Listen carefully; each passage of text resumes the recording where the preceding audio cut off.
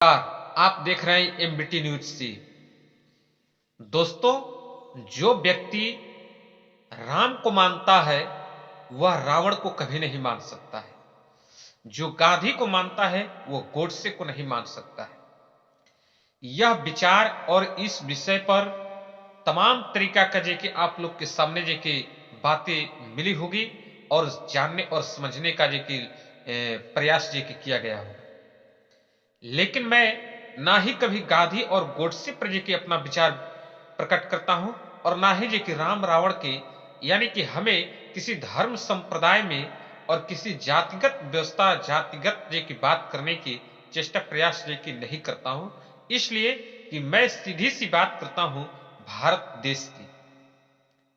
और भारत देश में जब क्या हो रहा है नहीं हो रहा है इस पर जे की बात करने की क्षमता नहीं है, तो जातिगत व्यवस्था में उलझाकर आपको रखने का प्रयास हम ना करें और अलग भी लोग ना करें तो ही जे कि अच्छा रहे। दोस्तों, आप हमारे चैनल पर जे कि विजिट कर रहे हैं तो हमारे चैनल को सब्सक्राइब जरूर करें। चलिए मैं बात शुरू करता हूं कि केंद्र सरकार चाहती है कि जल्द से जल्द चुनाव का अनाउंसमेंट जी की हो जाए और जल्द से जल्द चुनाव आयोग अनाउंसमेंट करे और चुनाव जे की हो जाए। और सुप्रीम कोर्ट चाहता है और विपक्ष के लोग जे की चाहते हैं और विपक्ष के जितने वकील हैं वह चाहते हैं और वह जे की अपना क्या राय रख रहे हैं, मैं इसके बारे में जे मैं बात कर रहा हूं कि जितने भी विपक्ष के लोग हैं यह लोग चाह रहे हैं कि सुप्रीम कोर्ट पहले जे की आदेश करे उस चीज को व्यवस्था को बंद करने के लिए जिससे लोगों का वोट का जे कि हरण हो रहा है। कल सुप्रीम कोर्ट की बगैर अनाउंसमेंट बगैर जे की टीका टिप्पणी के चुनाव आयोग पटना में अपना प्रेस कॉन्फ्रेंस जे की किया और उसमें यहां तक कयास लगा दी गई कि चुनाव की तारीख भी जी की आ गई है। हालांकि चुनाव की तारीख के बारे में प्रेस कॉन्फ्रेंस में किसी भी प्रकार से कोई बात नहीं कहा गया। हमने उस प्रेस कॉन्फ्रेंस को जे कि सुना और जाना। उसमें प्रेस कॉन्फ्रेंस में चुनाव आयोग जी की क्या क्या बातें कह रहा है और किसके इशारे पर जे की कह रहा है, इसके पीछे की रहस्य जानने की जरूरत है। चुनाव आयोग का कहना है कि जो भी व्यक्ति अफवाह अगर फैलाता है तो उस पर जे की कड़ी एक्शन ली जाएगी और कड़ी एक्शन के साथ साथ उस पर जे की कार्रवाई जे की जाएगी। सही बात है कि किसी को जे की किसी के बारे में जे की उलझन वाली या जे की धोखाधड़ी स्पैम जे की नहीं करना चाहिए, लेकिन देश की जनता के साथ जो स्पैम जे की हो रही है, जो धोखाधड़ी हो रही है, उसका जिम्मेवार जे की कौन है। अगर देश की जनता अपना जे की अन्न उगा करके खा सकती है, अपना पेट पाल सकती है, तो वह देश के बारे में सोच रही है तो क्या गलत कर रही है? कुछ भी गलत नहीं कर रही है। लेकिन फिर भी चुनाव आयोग मनमानी तरीके से किसके कहने के इशारे पर, किसके इशारे पर इस तरीका का कदम उठाने जा रहा है, जबकि सुप्रीम कोर्ट जी की कहता है कि मई से लेकर के जून, अप्रैल मई में जे कि चुनाव जे की कराया जाए, मई और जून में जे की चुनाव जे की कराया जाए।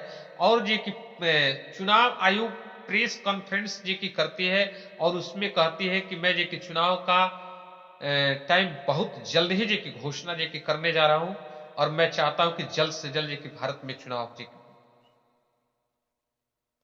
क्या सुप्रीम कोर्ट की बात नहीं हवा लग रही है? सुप्रीम कोर्ट भारत का न्यायपालिका पर जे कि लोगों का विश्वास नहीं बन पा रहा है। वह चंद लोग हैं जो इस तरीके के माहौल को क्रिएट करना चाह रहे हैं। तो क्या इसके खिलाफ जो की कार्रवाई की जा सकती है या नहीं की जा सकती है, आप हमें जरूर बताएं। सुप्रीम कोर्ट जब कहता है कि किसी भी हाल में की चुनाव की मई और जून में की हो, और चुनाव आयोग कहता है कि नहीं चुनाव की पहले की हो, बीजेपी की सरकार की कहती है कि चुनाव की पहले की हो, अगर बीजेपी की चली होती तो जैसे राम मंदिर का उद्घाटन हुआ ठीक उसके की बाद की चुनाव का अनाउंसमेंट की हो गया। अभी चुनाव आयोग इतना सक्रिय है, बढ़िया है, सक्रिय है, लेकिन उस हिसाब से काम तो करे जो जनता मांग कर रही है, जो जनता चाह रही है। इलेक्ट्रॉनिक वोटिंग मशीन को हटाना नहीं है, वीवीपैट को हटाना नहीं है। भारत की जनता और कि सभी लोग कि यही चाह रहे हैं कि मशीन को ना हटाया जाए, लेकिन जनता और कि विपक्ष के लोगों की जो मांग है उसको कि पूरा करने में दिक्कत क्या हो रही है, सबसे बड़ी की दिक्कत क्या है,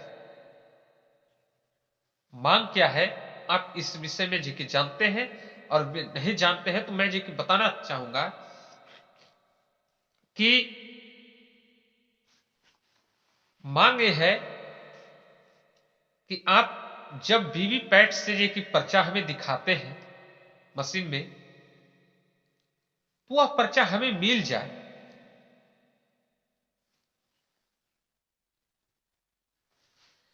वह पर्चा कि मिल जाए और हम एक बक्से में डालेंगे, उससे कि आप कि टैली करें और कि गणना करें।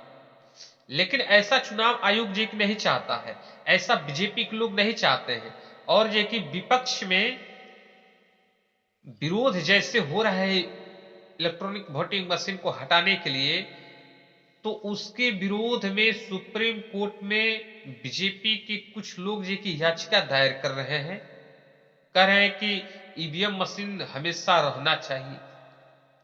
आप की बताएं, आप तो दर्शक हैं, आप की श्रोता हैं, और श्रोता से वक्ता से बड़ा श्रोता होता है, आपको जानकारी होगा कि क्या यह बात कि सही कह रहे हैं बीजेपी के लोग या गलत कह रहे हैं। हमें कमेंट में बहुत ऐसी कमेंट कि मिलती है जिसमें मैं तो नहीं कहना चाहता हूं, लेकिन कहना पड़ता है, अपनी अंधभक्ति दिखाते हैं लोग। बहुत ऐसी कमेंट की आती है, लेकिन मैं उस कमेंट को लेकर के कभी भी किसी भी प्रकार की कोई प्रतिक्रिया कि नहीं देता हूं, क्योंकि मैं जानता हूं कि जिसकी जैसी की भावना होती है वैसा ही नतीजा उसके सामने कि आता है। हमारा कि जो अपना काम है, हम अपना काम करते हैं, और उसका जो काम है वो अपना काम करता है।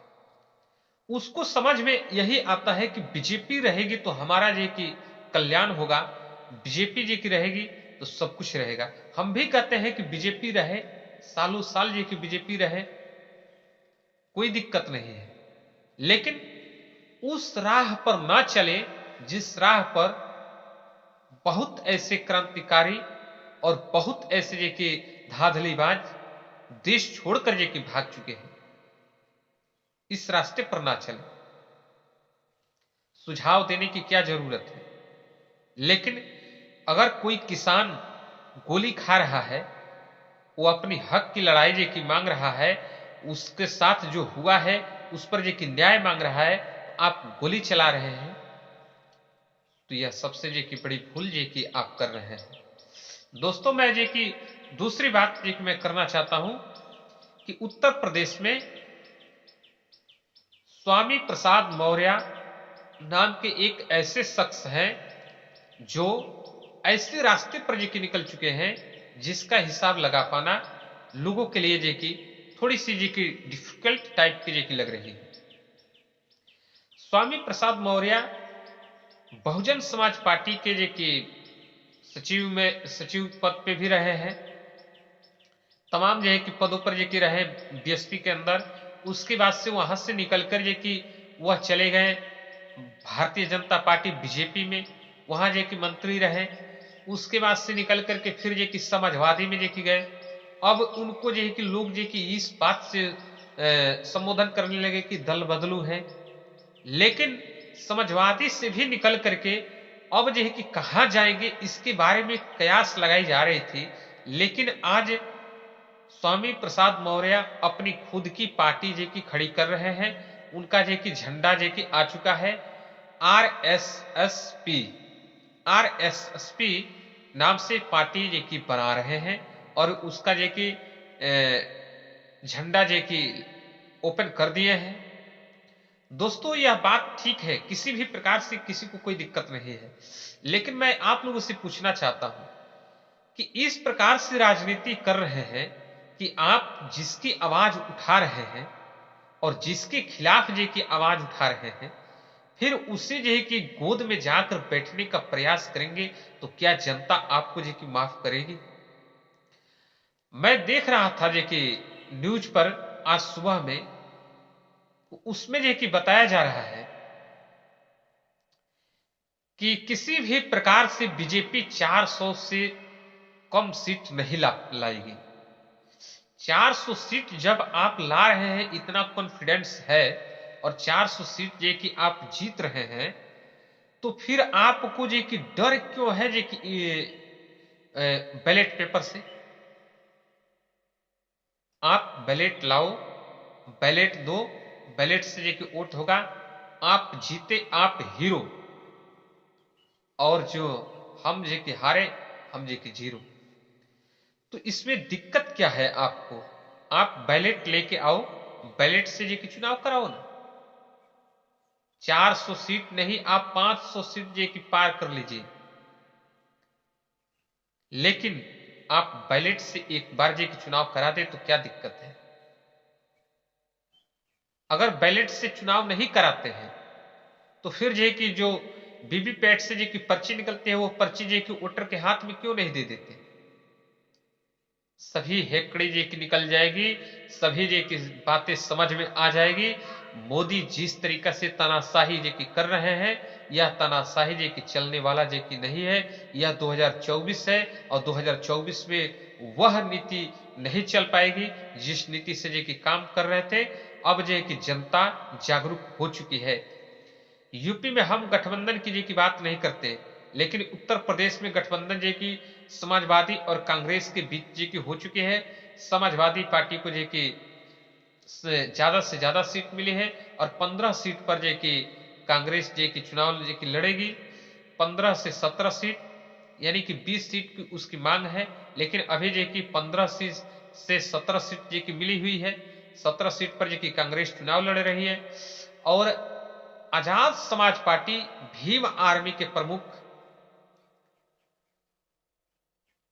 चंद्रशेखर आजाद, उनको जो है कि एक सीट नगीना विधानसभा सीट से जो कि उनको जो कि टिकट मिला हुआ है और जो कि वहां से वह संसद का चुनाव जो कि लड़ने जा रहे हैं। एक सीट लेकर के जो कि वह आजाद समाज पार्टी, जो आज कई सालों से जो कि चर्चा में है कि हाँ आजाद समाज पार्टी है, उसको गठबंधन में एक सीट मिला है। और स्वामी प्रसाद मौर्य जी की आज जी की बनाए हैं, तो उनको कितनी सीट जी की मिलनी चाहिए, इस पर जी की आपकी क्या राय है? आप अपना राय जरूर जी की बताएं। और आप जी की कहां से है इस वीडियो को देख रहे हैं, कहीं से भी जहां से भी देख रहे हैं, अपनी जगह का नाम जरूर जी की पिन कमेंट में बताएं। और जी की आप अपना राय हमें जरूर बताएं, ताकि यह बात समझ में आ सके कि जो बातें जी की हम कर रहे हैं, क्या वह बात जी की किस हद तक जी की सही है। थैंक यू, धन्यवाद।